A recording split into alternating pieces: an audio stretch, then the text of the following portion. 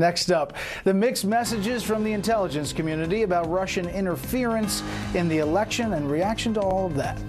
We knew that ahead of the election, but it never got the attention that I think it should. And so it's pretty soul crushing to have that come out now and confirm that they were, in fact, trying to help Donald Trump. First, it was Jim Comey's fault. Then we're going to have a recount in 3 states, which ended up in an embarrassing mess, millions of dollars spent, and all we did was gain more votes for Donald Trump. And then it was Russian interference. Despite bipartisan concerns over Russia, Mr. Trump's team says the Democrats just can't accept they lost.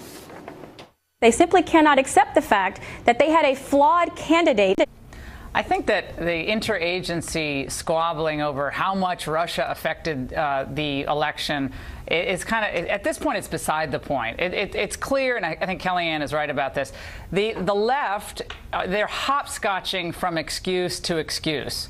So they started with Comey, then they said, let's get rid of the Electoral College. Then it was Russia, and then they'll probably move on to something else.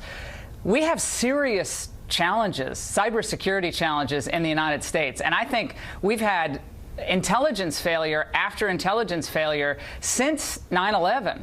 I mean, we obviously messed up Benghazi. We didn't really foresee the militarization of space that China's doing. We really didn't see what was coming in North Korea. We've missed the overrun at the border and what could be the implication of that. There are a lot of things that we're missing. And on top of it, we're not really ahead of the curve when it comes to hacking into government systems, which has been going on for years and years. Personnel files. 50 million of them were hacked by the Chinese. And I don't recall Barack Obama or any of the Democrats on Capitol Hill being concerned that China would use the private information, the background checks of millions of government employees, including yours truly, by the way, for any nefarious means. They didn't really make any big deal of that. So now this is the big narrative because the Electoral College is going to meet next week and we want to try to delegitimize the Trump victory. This does not surprise me at all. I think they should do an investigation, but come on. I mean, this is now just, pick your excuse except for your policy failures.